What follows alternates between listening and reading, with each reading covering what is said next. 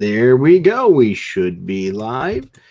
So, hello, Frugal Force. This is Captain Frugal reporting for duty for another Frugal Force chat with a wonderful guest with me. And we should be joined later on or any time now by none other than the Nerd Wonder. But right now, she's not here. So, let me introduce my guest here. Would you like to say hello? Hey, guys. What's up?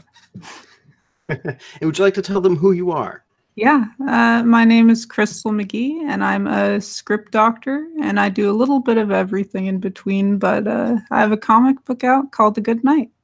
Now, I will say, Cystal, that you probably have one of the few names I won't butcher.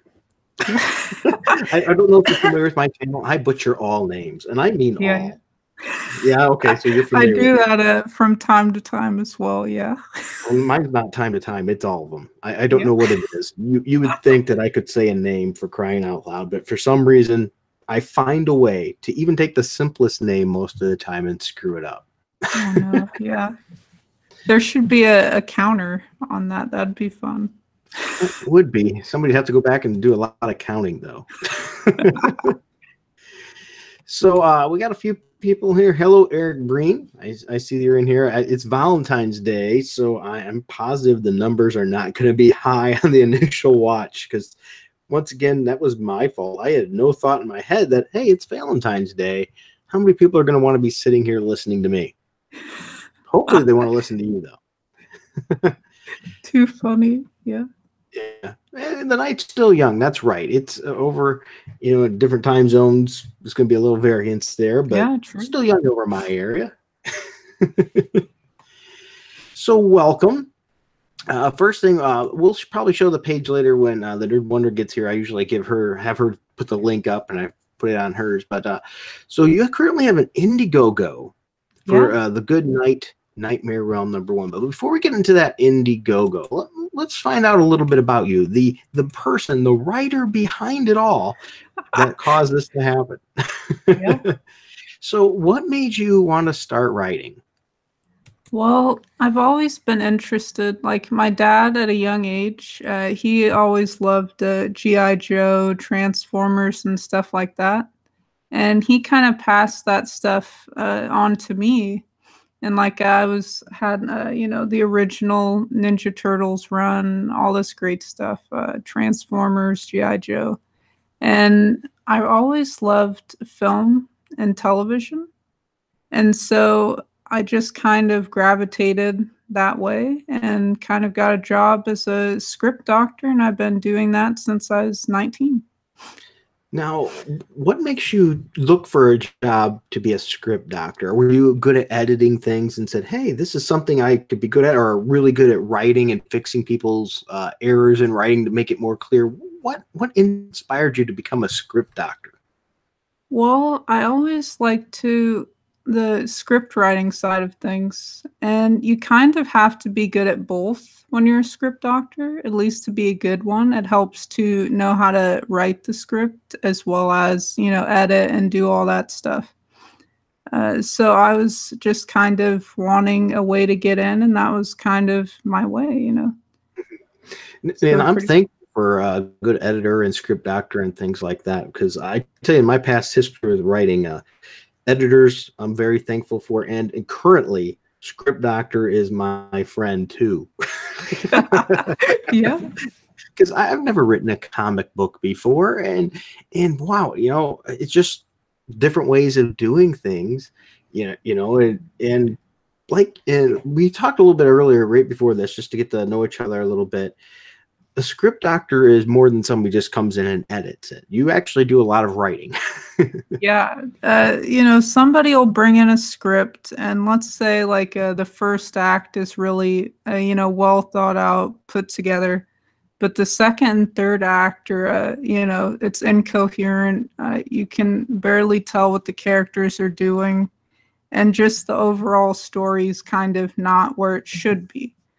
And you kind of have to go in sometimes and overhaul this stuff and make notes and fix it to where it'll be at a kind of marketable state, or at least something that's, going to, I guess you could say, at least be passable as far as, filming and stuff like that. So you would take somebody like mine, chicken scratch and garbage, and politely tell me it should be written like this so somebody will actually like it. Yeah, exactly. And I jokingly say that because I will say my script writer is taking an incredibly long time helping me with mine. Probably longer, actually, than he really needs to be fair, because he's been busy. But then again, I also know he's right, with mine. So I know it's a big job. Yeah. Mine's probably the one that everyone would not want on their desk because I don't know what I'm doing.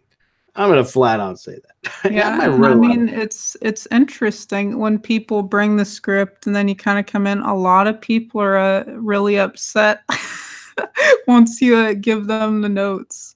It's funny. So without giving names, could you maybe tell me a time, tell us a time that somebody did get really upset? How did they respond to the notes and how did you interact with that? Well, I was given this script for a feature and it was over 156 pages. And sometimes, the deadlines vary. And this script that I got, I had to turn it around in about a week. And the first half was really good, but the second half, it was all over the place. Characters were doing stuff that was totally out of character. And I had a lot of notes and revisions, and I turned it in, and I got the feedback from it, and they were super pissed. They were just fuming and stuff. But then afterwards, they kind of chilled a little bit, and then it kind of just de-escalated from there. They realized you were just there to help. Yeah, but usually the first reaction is to get frustrated with you, Not your fault. That reminds me of a time when I was doing an audio radio commercial for a client back when I did audio work many moons ago. And, sometimes while you're doing something, it seems like it's the greatest thing. You don't have the reality, and then you have to step away from it a little bit, clear your head, and then get back into it and reflect. I suppose it's somewhat like that with writing, but I was very fortunate because I had a person that I respected that he always gave me his opinions on projects, and I had this audio project due, and so I said, hey, check this out, and he listened to it, and he gave me this look, and he's like, dude, that sucks. I mean, no buffer, no nothing, it just sucks. And I was a little agitated at first because I thought it was the greatest thing since sliced bread, because I just recently recorded it, and I stepped away from it for the day. Later on and the next day I sat and I listened to it. I was like, wow, he's right. This sucks. And sometimes I think you just need that honesty and a nice delivery to realize, it doesn't mean it's, never going to pan out into anything, right? It just needs some work. And I mean, it's also an issue of, there's a lot of deadlines and a lot of stuff surrounding all of this. And it's you can't really quickly walk somebody through. You've just got to say, this is what's wrong, and just start listing it. And that, I think that gets people sometimes, but it's just the way it is. You got to just, be upfront and say, look, there's all this stuff. And, sometimes, people are not particularly buying the script, but they're buying into, let's say, the idea of the script. Mm-hmm. So then you get somebody who comes in and their script, maybe it depends on how skilled they are. Maybe they just kind of got in, they're really just buying this for the idea or whatnot. So then you have to take that idea and turn that into something that can actually be turned into a movie or a television property and stuff like that. So that's always interesting. Speaking of interesting, Eric Breen had an interesting little comment in the comment section, and he removed it. I think he felt like it was too harsh. I thought it was funny. He said that I need a script doctor for the last half, usually, of my these podcasts. Hilarious. Yeah, I thought it was funny too. So, Good on you, man. Don't remove that. That was wonderful. Yeah, it seems like, especially nowadays, it's hard for people to take any sort of criticism, It does seem whether constructive or otherwise. what I found, as long as you're telling them how great something is, they're fine with spreading it all over and happy that you sent it to them.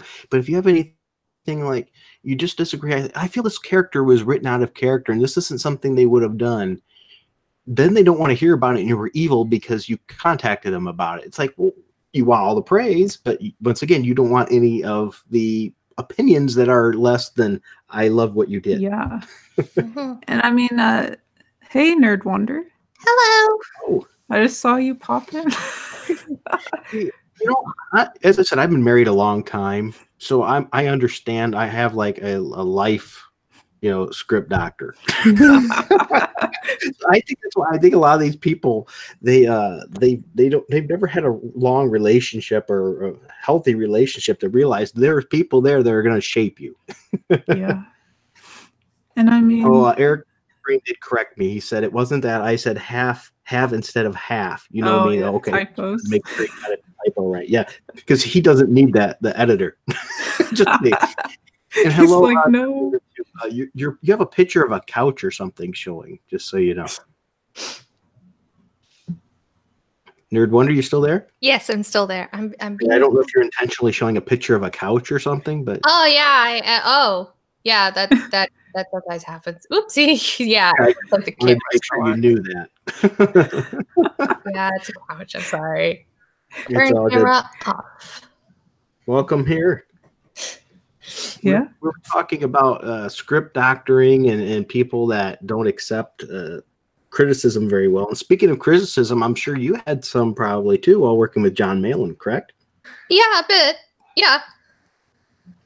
I'm always and I'm not going to ask you to divulge all the details, but we're talking about people that maybe had struggled with that under, getting that constructive criticism. Honestly, I'm welcoming it.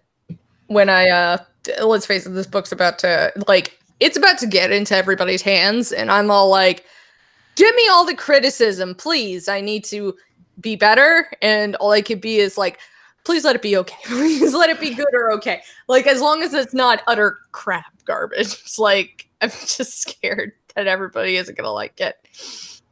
But it's so cute. Yeah. It's the fear. It's the fear of getting that feedback that, hits your ego a little bit, knocks your confidence down because you thought maybe we're so good at something. Sure. It's okay if that happens. Like, honestly, I've told people to criticize it. Please, I need to know what to make myself. I have to become better. I think it sucks. Redraw the whole thing. What? I said, I think it sucks. Redraw the whole thing. Oh, okay. I mean, it always helps to get ahead of things. So if people tell you what needs to get fixed now, it'll be a lot easier than fixing it later with a little to no time left. Mm-hmm. In all reality, I have faith in your product there. I'm looking forward to it. Nerd Wonder. Thank you. Did you get the link I sent by any chance for the Indiegogo campaign here that we're going to talk about? Yes, I did. Hang on, let me pull it up. I've seen it all the time. I'm gonna have Nerd Wonder pull that up in a second. I'm gonna lock it onto her screen so we can talk about your Indiegogo here. Your very successful Indiegogo, I might add. Okay. So this was a lot of work coming, I'm sure.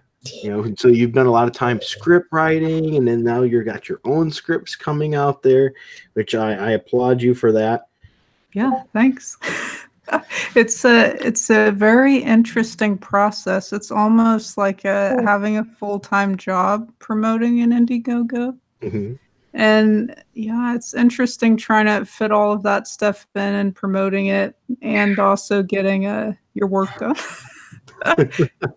Vince Rush Art said, I had an instructor who tore a couple of my pieces because he knew I could do better. It was effective, but I have a super thick skin for that kind of stuff. And I have to tell you, Vince, I had a similar experience back when I was in school. I had an art instructor, and he actually made another art class just for me because I was out of art classes I could take. So he made one. Wow. Which I know that was he was really cool. I'm so thankful for that. And one day he had an assignment, and it was supposed to be based on a focal point, 1 point's perspective. And so what do? I draw a dartboard because I was lazy, didn't feel like doing anything. And that's exactly what he did. He tore it up right in front of me. He goes, "You know why I did this?" I said, "Why?" He goes, "Because you were lazy, and I know you can do better." I couldn't argue with it. It was absolutely true. Sounds like me as a kid. All right, nerd. I'm going to focus this on your screen here, okay? That way, everyone can see the page there. Check it out, everybody! This is like dang good art. No lie. Present to everybody. Okay, so let's make sure everyone sees it. There we go. So here we are. We have the Good Night Nightmare Realm #1 on Indiegogo currently, and it's at 11,745 USD, raised by 529 backers. It's 234% of your 5,000 fixed goal, so it's greatly outperformed what your goal was, but it has 8 hours left, and you still have, you said, 2 stretch goals you want to accomplish. So let's talk about this a little bit. First of all, I did watch the video for it, and it was very cryptic. Very, very cryptic video. You don't show a whole lot. Yeah, and I think that actually sells it for me. It's like, this is cool. I'm interested. I've never seen a teddy bear that's going to be fighting these evil things. Well, I'll start off with the art first. It's by Francisco Nardi, and he's from Brazil. And he uses kind of traditional canvas as well as some charcoal and things like that, and then puts it into software like Photoshop and Illustrator to clean it up and kind of get it ready from there. So, and go ahead. There's a physical out there. He's got physical. Oh, that's so cool. Physical for every page. It's pretty cool. Before we jump too much into the book, though, we do have a question that Paige asked on our last subject we were talking. I think it's a great thing to ask. He said, "Has being a script doctor made you a harsher critic of your own work?" Yes, that's a great question, Pages, and I would say absolutely. Like just the script, I've finished the entire script for the series. And just the dialogue alone, it's like going through and like tweaking, well, they could say it this way, or, stuff like that. It's really, really hard doing your own stuff just because it's yours and you never think it's going to be good enough. I love this feeling. Death Bell says, "I like the charcoal look for the art." Let's go down and showcase some of that. This is really good. I like this. Hello, everybody. Thanks, by the way, for joining. We got more popping in all the time. Fragmentian, hello. Rebirth Mortal Comics, hello. Jesse Miller, hello as well. Okay. We got a lot of people popping in. Great to have you. So anyway, there's the artwork there. That is a dark look. Now, this is all computer done then, I'm guessing? Well, to be honest, most of it's actually done on canvas. Like the most that he does is like the borders and sometimes like fixing some kind of like blotches and stuff like that, I guess you could say. Really? But a lot of this, a lot of it's original piece, just basically getting fixed or tweaked, or some parts need darkened, stuff like that. It's pretty amazing. And we have Eric Weathers. He's doing the lettering for this as well. Yeah. Well, that's I think it looks really cool. Now, granted, you've only shown a few panels, but I think what you showed, I think it's enticing. I look at that and it tells enough of the story, I think, there to make you know what's going to happen and make you interested. At least that's what I got from it. Yeah. And so, go ahead.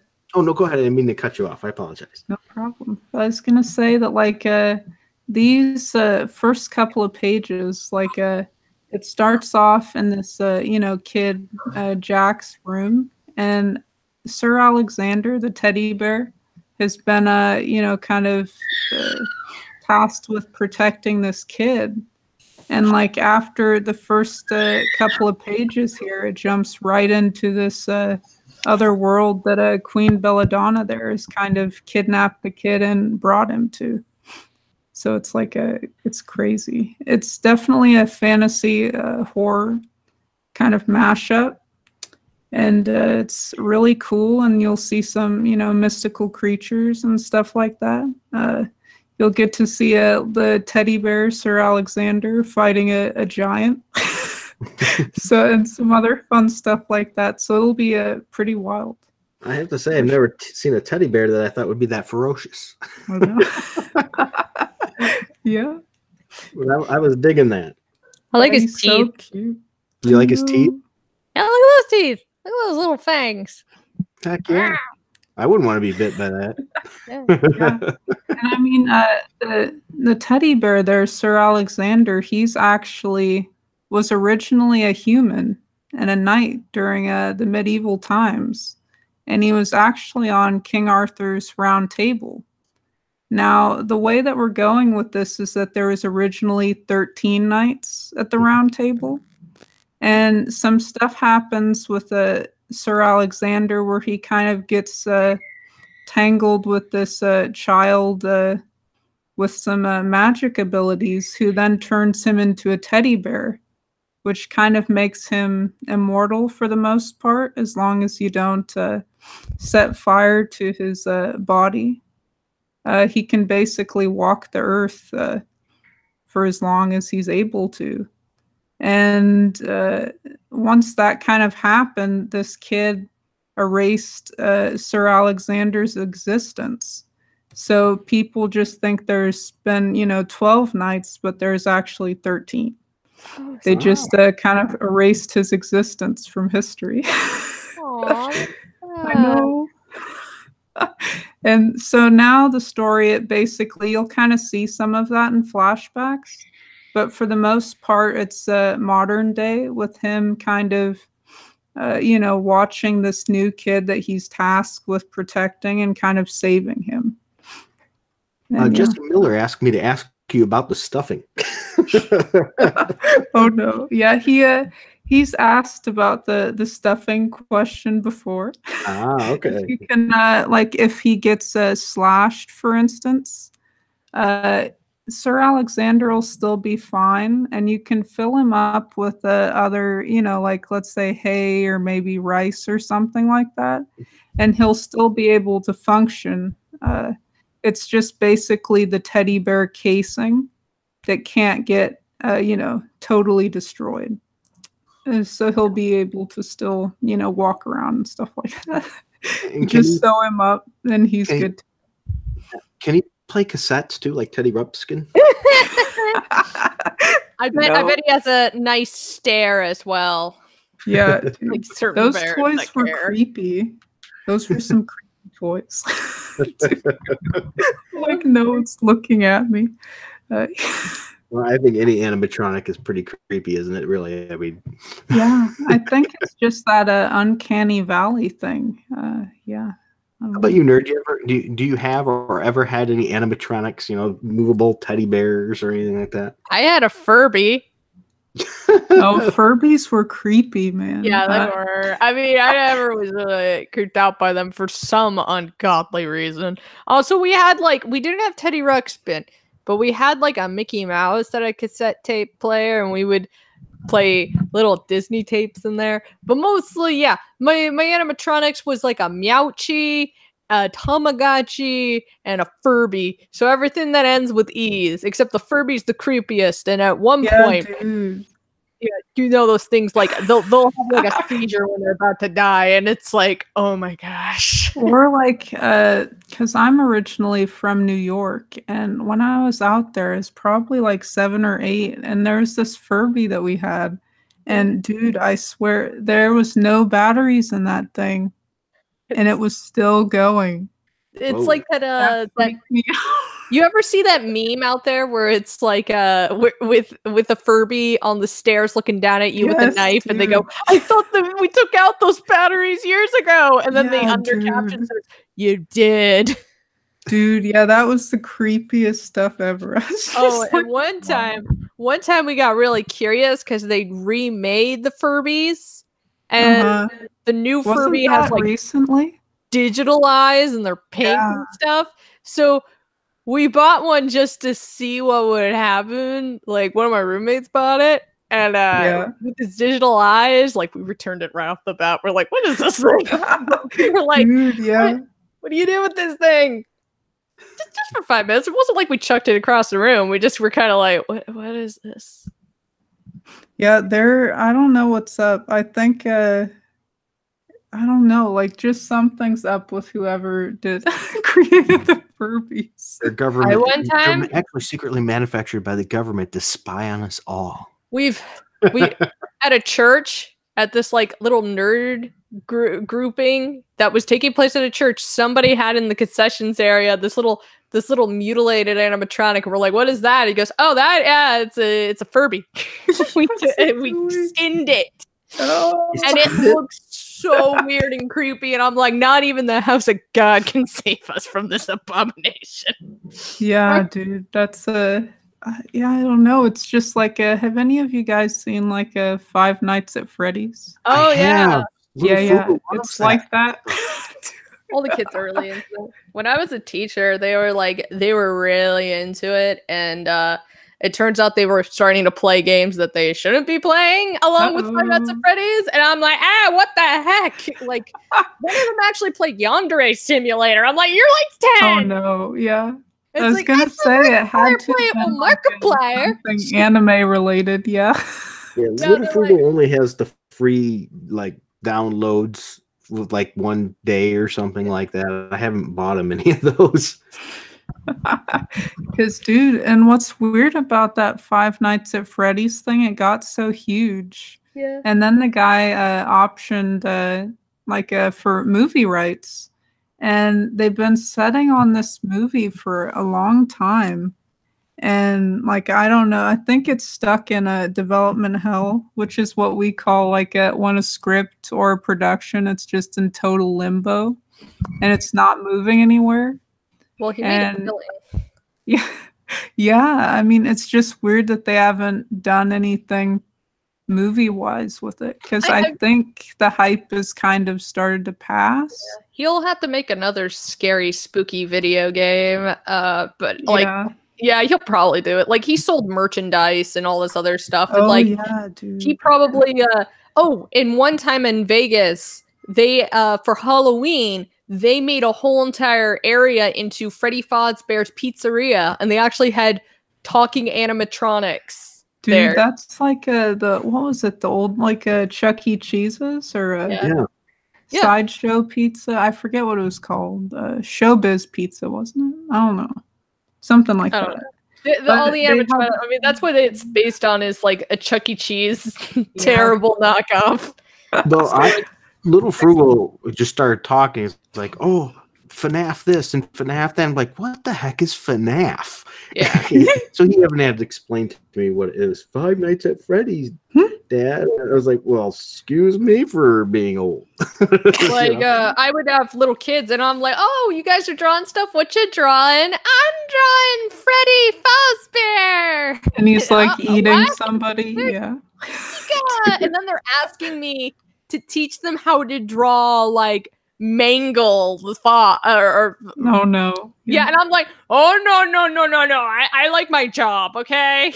Or what is that what is it, Chica or something? That chicken one? Yeah, Chica the chicken. Yeah. And then there's Bonnie the rabbit, which is actually there's some like I don't know if you'd call it a fan art. I don't know, maybe fan fiction. I don't know, like really bizarre Five Nights at Freddy art, and it's so out there, dude. I mean, the kids are really into it. Yeah. It's like their next what else are the kids into? Yeah, they're into Bendy. Yeah, Bendy and the Ink Machine. Oh yeah. I get that left and right like crazy too.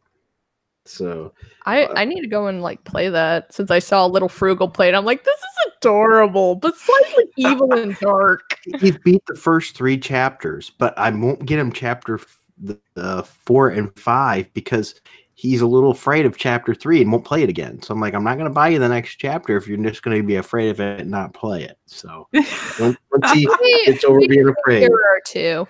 it'll still be there. Oh, exactly. That's why I said once you get over it, and he understands that. He's like, okay, Dad, I'll let you know. Maybe I just need to get a little older first. It's like, yep, that's like I played Silent Hill when I was in high school, and I was like, oh my gosh, and I chucked and ran. Like I'm like, but I can play it now, no problem. And I'm like, ooh, spooky. Yeah, they don't make good horror games like they used to. Yeah. No, but I think they're starting to have a comeback with Resident Evil 7, and now we're starting to see. And then the remakes, kind of. Yeah. We were so close to getting Silent Hills. Remember how close we were? Dude, yeah. Oh, yeah. I totally forgot about that whole thing. Yeah. And then Konami just, Those monsters. People are like looking forward to what was it, Death Stranding, because it's supposed to be I'm so excited for that's gonna be the closest thing we get to Silent Hill. It's Kojima stuff, so he's gonna go everywhere, and I'm like, I'll take it. Yeah, and I mean Mads is in it, and I'll buy anything that Mads is in, so that's a plus for sure. It's gonna be SMAXZO, I don't know how to pronounce that, said Resident Evil 3 used to scare the heck out of me when I was in high school. The only thing that kept me going was Jill Valentine. Oh, hey, so happy Valentine's Day too as well. That was nice, yeah. I actually started playing Resident Evil 1, the remake, like a few years back. I could play like Silent Hill 2, no problem at midnight, and then go to bed. But this game actually terrified me, and it's like PS2 graphics. I'm just sitting here and I'm like, no, the remake of Resident Evil 1 that has really good graphics. Oh, it does. I mean, not the HD one. I now have the HD one. It was just the fear of like they know how to make horror, and they know how to make like it's also where you set up everything, of course. So they know how to do that. And then there's, of course, you only get a limited amount of save files, so you gotta decide when you use them. Absolutely, made it true horror. I'm a big Resident Evil fan, so I've beat most of them. I don't have the new one, 7, because I don't have an updated game system. So it's okay. I haven't played it either. But I mean, like the worst thing if you play any games is if you lose the save file, man. Oh yes. And rage out. Like I was playing Alien Isolation, and I forgot to save towards the end, and there's like this big sequence, and I lost like just the save file corrupted for some reason, and I was just like, raging out. That game is really easy to rage about. I mean, it's a great game. Don't get me wrong. I mean, it had this like a feature where you could turn on your like a PlayStation camera. And then you could use that to play with it. So then if you moved in real life, then the alien would see you. So I was trying to play the whole game like that. Yeah, and I got close. And then... Yeah, I haven't played it, but I read about that too, because your mic, it'll detect the sound too. So if you make noise, it'll hear you. That's just, I could never do that in my house because that was so tough. That made the game so intense. Dude, that's why my brother wanted the Xbox version, because there's one that'll hook up, because that one will hook up to the Kinect. And though the Kinect is annoying, it'll hear you scream. And it was supposed to react that way. That your voice, the alien could hear your voice, so you had to try and be as quiet as possible while playing it. Dude. Now, Jesse Miller here in the chat says you can play the entire game of Resident Evil 3 without ever fighting the Nemesis, and used to beat the game from beginning to end in 2 hours and 18 minutes. And with that, I say, bravo. I'd like to know how you do that, Jesse. That sounds hard, man. I'm just jealous. That sounds like awesomeness. Like, so congrats. Yeah, but think about all the effort you have to put. Yeah, I don't have the patience for that. Yeah. I love horror games, so it's like really fun to talk to other people about them. It's like I usually get random horror games from some of my friends. Like one of my friends gave me what is it called? Descendants of Darkness, Sanity's Requiem, or is that Heart of Darkness? Heart of Darkness. Yeah. How was that? You mean the GameCube game? It was the GameCube game. That's a great game. It's really fun. I remember that I was watching her try and like my friend was playing it first, Like it was her game at first, and she was like, "Oh, this is cool." And we start, and she was playing, and I'm like, "Shoot him!" It's like I'm trying. I'm like, "Aim better." And she goes, "You want to what? You try it." And I just get the controller and I start killing everything. And she just looks at me and goes, "Shut That's up." awesome. I like when the game And- starts screwing with you though, like tells you your that's saves were deleted and all this other stuff. Yeah, they would be like, "Thank you for playing the demo." I swear they should literally reboot it for today's time period. And instead of like, "Thank you for playing the demo," is "Thank you for playing to continue. Please don't pay for DLC content. Here's a new crate." Well, what's interesting is that you mentioned that game being remade, and from what I heard, like the original people behind it actually tried to remake it. What was it, like in a 2014 or something like that? They wanted, I Kind know of they like wanted to in a make a sequel. Telltale type setup, and for some reason there was some drama and some stuff going on, so it kind of fell through. It was weird, but it looked good. So you like horror games and stuff. So did that inspire you to write this then? What inspired you to write the Nightmare Realm here? Ooh. Well, that was a while back, like many years ago. I watched this anime called Akira, and it's a feature, and it was so fantastic. And there's this sequence where the main character's in the hospital, and he's kind of out of it, and he sees these three little objects. One's like a little teddy bear, a little stuffed rabbit, and a toy car, and they're kind of terrorizing him. And then you come to find out later on there was a kind of like ghosts or entities of these three children connected to these objects, and they're kind of terrorizing him and stuff like that. So I was thinking, how interesting would it be if somebody's trapped inside of essentially like a teddy bear, and it's like somebody who's pretty well off, and they're kind of doing well for themselves, and then just kind of, now I'm in this teddy bear body and I can't get out. That would be a shocker. Yeah. Now, so thank you for sharing that, where this is coming from and things. Now, once again, anybody, I recommend at least check it out. It has 8 hours left right now, but you have several tiers, so you don't have, they're not all expensive. So, for example, the first tier, it says signed cover A and signed cover B, and that's $25. Correct? Yeah, correct. Yeah. And then there's digital copy for $5. So if you just want the digital. I mean, I know some people were like, "Oh, I only get paid tomorrow." It's like, that's $5, guys. Yeah. Like, I mean, it'll go into an in-demand store as well. I think it'll just roll over, so then people can still pick it up to like mid-April or kind of mid-March when we kind of cut it. I already packed it. I forget which tier I got though. Oh, cool! Thank you. No problem, man. It was a good book. I'm like, what? Oh yeah, it was during the day that everybody was like, "Oh my gosh, did you see this awesome The Good Night?" And some drama was hitting, and I was sitting there. I'm like, are any of you backing this? I'm going to. I haven't yet. I'll honestly say I haven't, but I will. And it was so pretty, and I'm like, one interesting thing is this page that you're on here. If you look under the bed, do you notice something there? There's what is that? Hang on, maybe I can zoom in. Doop a doop a doop. Look at it. There's a creature hanging out under the bed. Is that what that is? Okay. Yeah, like it's sneaking up behind Alexander. Yeah. Oh, cool! It's a face. It's creepy. Well, zoom in a little bit. Sorry. Look, there's like its eyes and a nose, and I think a mouth.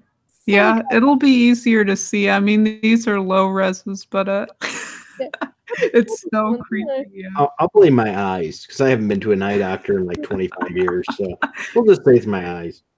Otherwise, it always catches people off guard. They look at the first page and they're like, "Oh wait, is there something under the bed?"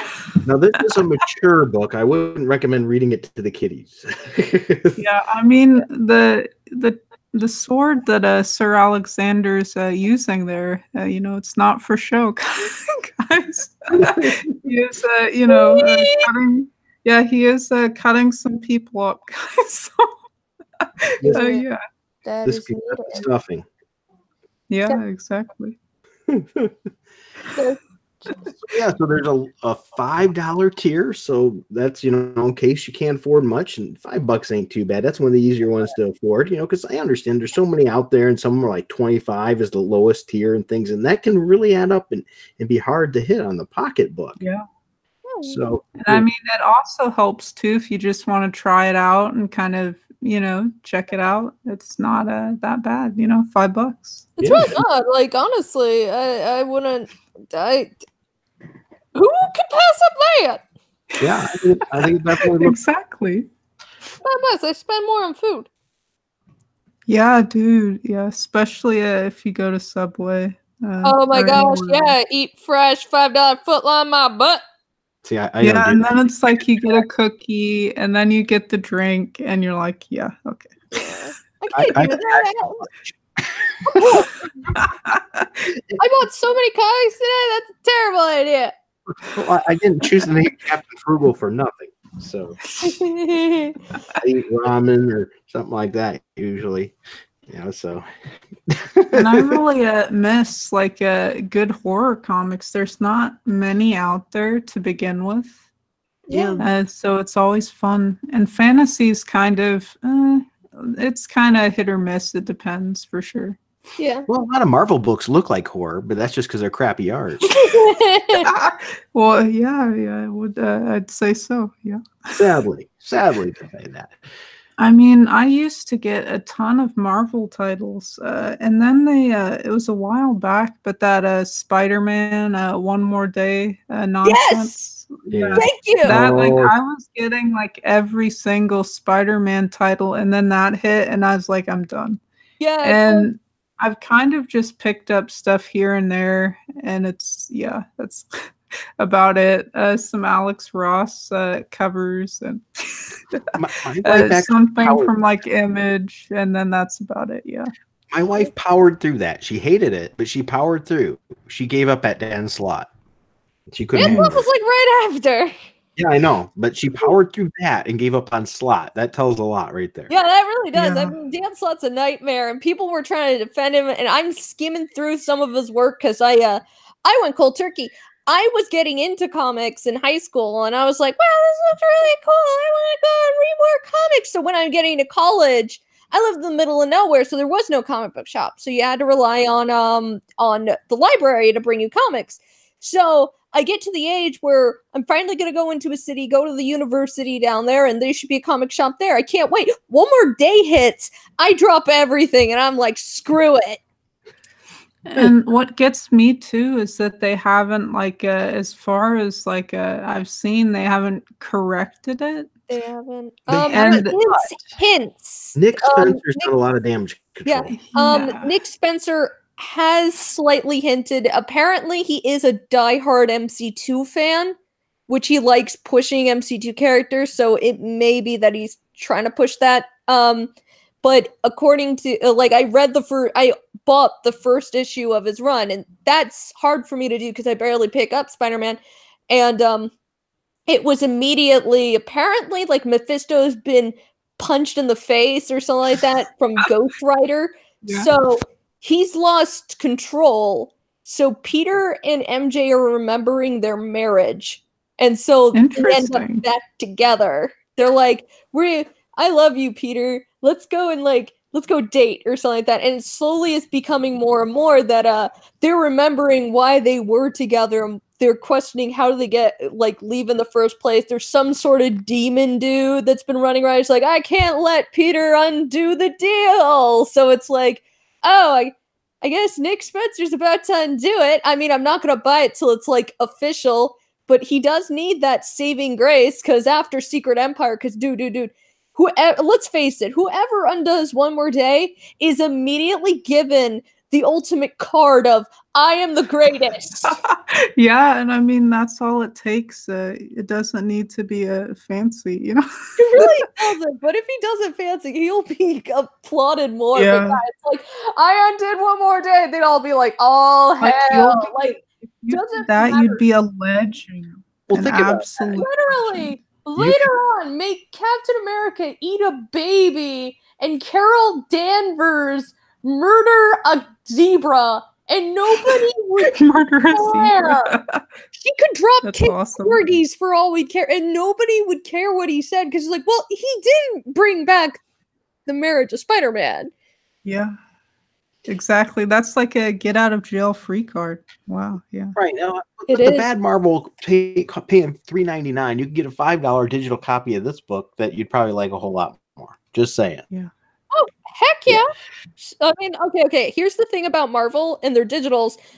They're the same price as their physicals. So I don't understand. Does anybody understand that? Like, you're going to go buy a digital and they're like, oh, it's the same price as this. And I'm like, why are these prices so high? And of course, they're like, it's because of the printing cost. Well, the digital's the same amount. So you're lying. Shut up. Yeah. And I mean, what I've noticed too is that I have Marvel Unlimited. Mm-hmm. Yeah. And sometimes they actually alter the digital comics. And I mean, like, not really including like restoring pages or kind of tweaking the color, but like actually editing like dialogue bubbles and kind of altering art and stuff like that. No. And that gets me because it's hard to tell, and sometimes you know, you have to go back into your long box and look to see if, you know, it's legit. Why would they do And I've that? noticed that, quite a bit, and it's really weird. Like, especially the Namor runs. It's very bizarre. And kind of early Fantastic Four as well. Yeah, I don't know. It's weird. What? Like, why would they Nerd do Eric Green thought it was very important to mention his idea of what they're going to do with Spider-Man. Said the story ends with Mary Jane leaving Peter for Mephisto. Whoa. That'd be awful, yeah. In a world with Quesada, this is what we get. Oh, but I think at this point, I think they know the ship is sinking and they need a last hurrah. So I'm hoping that it's like, I give up, just do it. It's the thing that it's the money maker. Somebody one time told me, no. You want to know what they're doing? They're waiting for as long as possible because then when they release it, they're just going to sell a ton of merchandise. They're going to make millions off of that. Yeah. I'm like, shit, you're I wouldn't be surprised. Just to mention the book a little bit more, signed cover A, $15. So you get the signed cover A. And then there's another one. It says 2 signed cover A, 2 signed cover B, and a T-shirt. Yeah, if Yeah, you want to yeah. go see the T-shirt, it's down here. We can show off the T-shirt. It's Yeah, So now you can even get clothes. So you can wear clothes so you can't say it costs you the shirt off your back. it's on cover B, as we can see. Yeah, It's yeah. so cool. I love that outfit and I love that hair. No, it's fantastic. There's a shirt. It won't be that wrinkly. Don't worry, guys. I love it. Yeah. Now, is that a villain there on the cover? Yeah, that's our main villain, Queen Belladonna. Yeah, look what she's doing. Obviously, Yeah. Frugal. She's not a good guy. Well, I was saying it that way for the fact of the interviewing. The 3 pages Yeah. of the cover.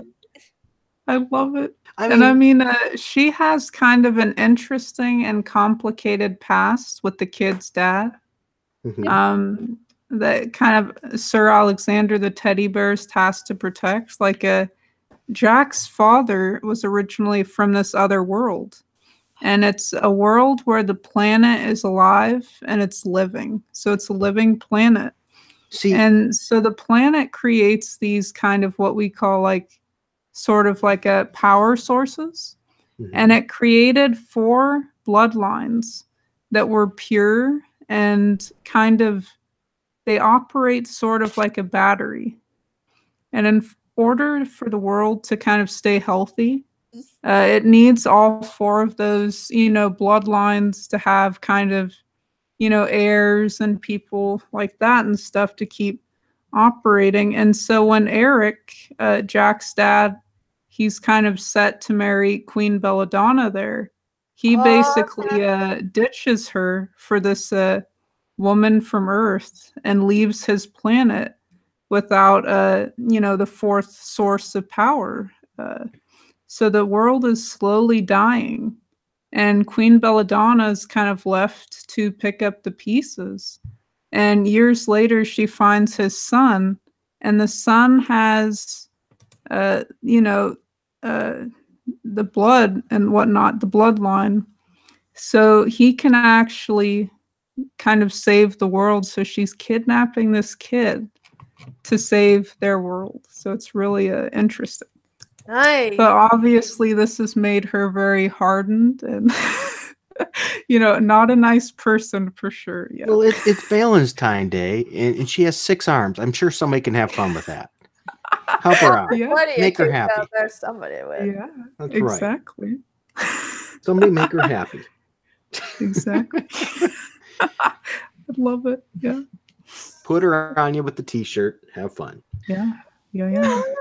And cover A, Francisco's working on it now. So it's the same person who's doing the interior art is doing cover A. Ah. And he's working on that now. So we should have kind of like a preview of that pretty soon as well. So, keep your eye on the page. And so that's when that'll probably be later on when it's just opened like a store afterwards. Yep, when in demand. Yeah. Okay. Excellent. So once again, if you don't have it right now, you still have the opportunity to get it. So excellent. So you were inspired. It sounds like this has a lot more depth in this story than people realize, is what it's starting to sound like to me. Yeah. You've really got a lot of lore in the background. Yeah. This is part of a extended kind of shared universe. And there's 2 other graphic novels that I have that'll kind of come out after this. Because The Good Night kind of sets the timeline for the entire series. And yeah, so, and also this is only part 1 of 12. Right? Yeah, correct. And this is a whole world. Okay. Yeah. And after this, some characters that are still alive after this kind of maxi series, they'll pop up in other graphic novels and one-shots and stuff like that, and make appearances. So it's pretty cool. So how are the next issues 2, 3, 4, 5, 6, 7, 8, 9, 10, 11, 12 going to be coming out? Are they going to be through Indiegogo as well, or is there going to be a different avenue to get those? Well, we're going to do the first couple of these through Indiegogo, and then we're going to start rolling out merch and stuff like that, more T-shirts, hats, stuff like that, print posters to kind of generate revenue to actually make the rest of them, from the profits received doing that and whatnot. So yeah, the first couple will be through Indiegogo, and then the rest will hopefully kick off, funding through merch. Do you have any particular dates lined up for release dates for these? Because I'm getting questions about that in the comments. Oh, like when this is due to kind of ship and stuff like that? Or like when issue number 2 and 3, I think is going to, Gotcha. I think that's what they mean. Gotcha. Well, figuring we're still working on it, but I was thinking maybe 4 months in between. It kind of depends. For sure, we're looking into it, but we want to try and get out 2 to 3 issues of The Good Night per year if possible. Now, if merch sales start coming in and we're getting money through that, that's enough to produce more, we'll start kind of laying out a timeline for that. Okay, so you're hoping at least 2 to 3 per year, maybe faster if available funds to do that. That's great. Any hope of getting this in the comic stores or at all at this point, or no goal on that? We actually have UPC codes and stuff like that, and we're looking into Diamond as well as partnering directly with some local comic shops, as well as some comic shops in neighboring states and stuff like that, for sure. And as well as eventually all of this stuff will get put on Comixology and stuff like that, so then people can also read it over there eventually sometime down the line. Awesome. So they're coming. Yeah. uh, Exactly. in the comments section, SMAXEO, sorry, I don't know how to pronounce it, says, you know it's fiction when a lady coming to a guy while he's asleep is a bad thing. That's nice. That's too funny. Yeah. That's a good point, Exio. Which reminds me of a Valentine's gift I've given my wife one time. And what I mean by well, you know, I'm a bit of a prankster, and back then that's when we were living in an apartment. So she thought I was in bed. I put pillows in, and the room was all dark, so she crawled in, and so it was all dark, and I came in with a fake knife and just like started stabbing her, and so she screamed bloody murder, and yeah, it was so loud that the neighbors in the another apartment called the cops, but. Oh no. Yeah, but it all ended up fine. But you know, that's a Valentine's Day. That's my Valentine's right there. You know, I'm such a romantic. Oh, dude, I could tell you a ton of just like prank stories. Me and my brother, we'd always try to one up each other, and it'd always get like it'd start off small, and then it would get like extreme. And I remember this one night when we were kids, probably like I think I was like 10. He's probably around 8, something like that. And he just watched Jurassic Park for the first time, like on VHS. And I believe it was the second film. And he was so scared of the dinosaurs. And so I thought it'd be funny to go out the next day. And like I went to like a Walmart and bought like this dinosaur figure. And it was a really big like dinosaur head that you could wear kind of like for Halloween and stuff like that. Mm-hmm. And so then it was pouring rain the next day. And so I walk out of the house in this dinosaur head and go around to his bedroom window. And I knock on it. And then I have this big giant dinosaur head and like roar. And it's, raining outside. And it just freaked him out so bad that he actually passed out. Wow, you made him pass out. Yeah, and I got in so much trouble because then I rushed into the house soaking wet with this dinosaur head. See, you passed out cold. You were born to be writing these kind of stories. Yeah. and Eric Breen, he's bringing his A game today. He said this year for Valentine's Day, Captain Frugal gave his wife the gift of doing a live stream with 2 other women. Uh-oh. It's all good.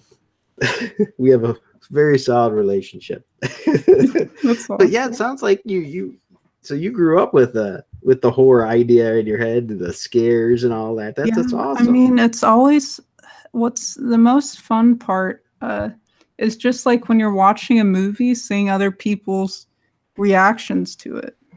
Mm-hmm. And just like especially like let's say for example a Game of Thrones. Like if you read the books and you knew that the Red Wedding was coming, and then you watch your friend's face because they have no idea, right, what's about to happen. And then all of a sudden they see that and you're just over there laughing because their reactions are so genuine and it's oh my God. See, I have no clue. I've never seen that or read the book. So all I know is my brother says you should never watch that series with people you like. You should have a list of people you hate because obviously most people are going to die. So when they die, it's a plus. And he literally was enjoying Red Wedding because he thought the King of the North or whatever, I forget his name, he was pretty much, he messed up. He obviously went against his rule of code, and so obviously he deserves this. And I'm like, really? Dude. That's how I felt on the Titanic movie. I was happy when Leonardo went down. He should have shared it. Like, I'm just looking at Dude, that thing. Yeah, that got me so much. There was room. Like it's like she did on purpose. That bitch. And he was like, I'd rather die than live with you because you're the biggest whiner I've ever seen. Yeah. Like as a kid, like for good first viewing, you think it's like the saddest thing ever. Then you watch it a second time, and then you realize, wait a minute, no. Well, she's probably like, I can't believe I let this guy draw me naked. He's gonna die. I'm gonna get rid of him. Oh no, I'll never live it down. That's and then too funny. She has like a husband and everything, and she's like, I still miss Jack. And it's like, you married some other guy and had his kids. Dude, yeah, that's so weird. Unless it turns out that you got preggers with Jack, it's never like really highly told if your descendants and so forth, because you're chilling with your granddaughter, so it's like either when you guys banged in the back of the car, something happened, or you banged somebody else. So, what? Like, why are you crying about some dude that died and you're screaming, he's my one true love? Yeah, you banged somebody else. I'm sure we'll find out in the sequel. No, there was an alternative ending. There was yeah, I saw that. That was so weird. The alternative endings were so out of place, yeah. Luckily, they didn't go with that, where she chucks it in front of that guy. Like, it's like, this, I have held on to for all these years. And then she just chucks it. It's like, oh, thank you. Yeah. So this, I'm guessing, is quite a passion project. So how far was this seeded before it came to fruition? Did you get the idea and go to making it right away, or did you sit on this idea for a while? Oh, I've been sitting on this for a while, for sure. Just because, like, I have all of these screenplays sitting around that are just kind of collecting dust, and I don't really do anything with them. And I was like, why don't I create like a sort of shared universe where all of these characters kind of, appear in each other's, stories and stuff like that. So I've been planning this out for a while. And kind of tailored these scripts to kind of become something totally different and link up. Yeah. Well, that's probably for the best thing, because if you didn't, you just wrote them, they wouldn't all be connected. You wouldn't have this huge connected story after all. So now you've got the sci-fi / horror kind of story that has lots of connections to other stories. It really has a lot of room to breathe and evolve. I think that's awesome. Yeah. And there's just something about, shared universes in general. Like, whether it's like a Marvel or DC, it's just something about like seeing other characters appear in each other's books. But I mean, even beyond that, like having actual interactions and impact on the story. So when one character comes over, what they do really impacts the events of that story, and then they kind of go back and then seeing what the kind of the pieces they left behind, whether good or bad, from their appearance. Yeah. Paige has asked a question. He said for you, I said, what made you choose this story as the starting point? Ooh, that's a good question. Well, I chose this one as the starting point because I wanted a character that kind of that would kind of be like the surrogate to the audience. Like they're seeing things for the first time, just like the audience is. And I mean, Alexander, he's been walking the earth for a while, but there's still so much that's kind of new and stuff that's kind of come up that he'll be experiencing for the first time in this adventure. And I think that's a great place to have everybody jump on, where it's kind of like the character is kind of seeing things and learning as they go, if that makes sense. Now, is this bear gonna be in other books too, or is that spoiling? Oh, okay. Yeah. He'll appear in other books too as well. Yeah, his appearance might be slightly different because there is a pretty big battle that kind of takes place the last 2 issues, where it's like an all-out war, and so you might see him and he might be a little bit different. He might have some scars or some patchwork. Ooh, So yeah.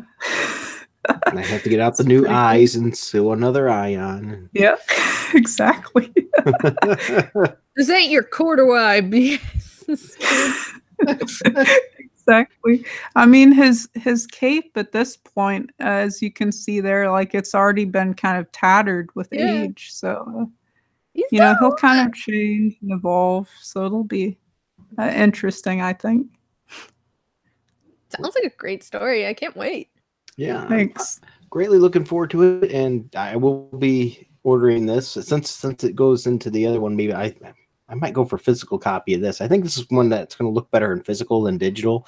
I always think, you know, the darks look better and everything on physical copies than digital. So when you have artwork, especially that's like this kind of style, dark, black and white, or, you know, just supposed to be dark in the first place, usually is better on paper of some sort. And speaking of paper, what kind of, you know, is this going to be on a harder stock paper, or what's the print going to be like? Any idea on that yet? Yeah, well, this is going to be like a magazine size.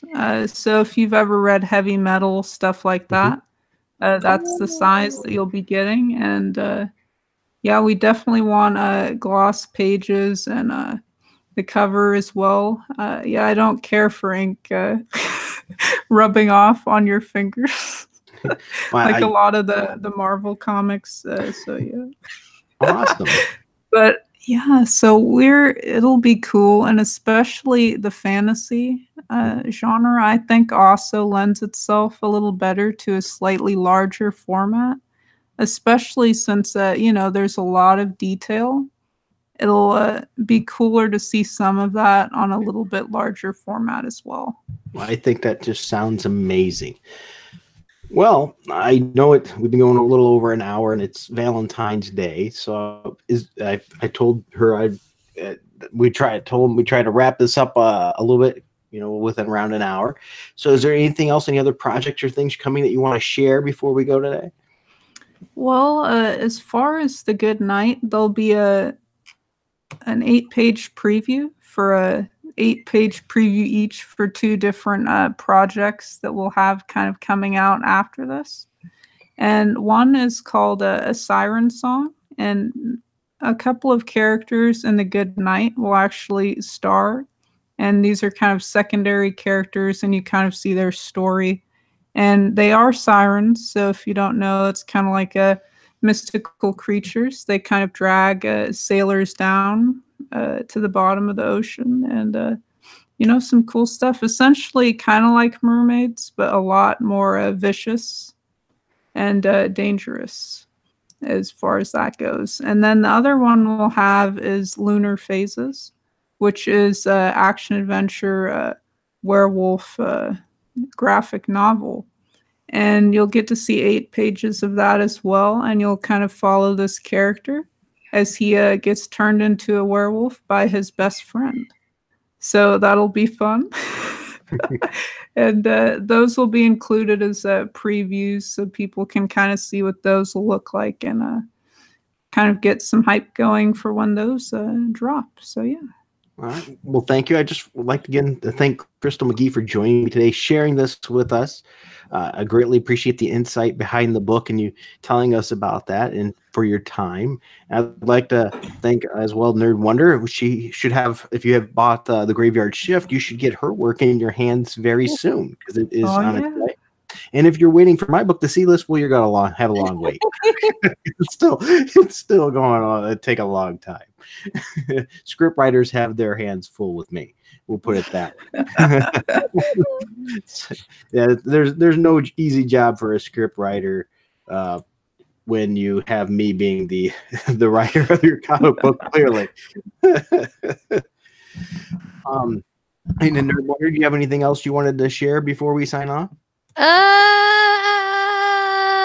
don't know. Happy Valentine's Day, everybody. I hope you all are having a good time, just hanging out. You don't need a romance. Go and have a good time. I mean, look at all 3 of us. We just hung out, found out about a great comic that's only, what, $5 at the least? Come on, guys. Fork it over. Let's have some fun with this. That's right. Let's help it out. Let's make sure number 2 and 3 keep going, and then the rest of the fast pace. I'm really sold now on the paper version. Though when you said it was the size of like a heavy metal magazine, so I'm definitely going that route.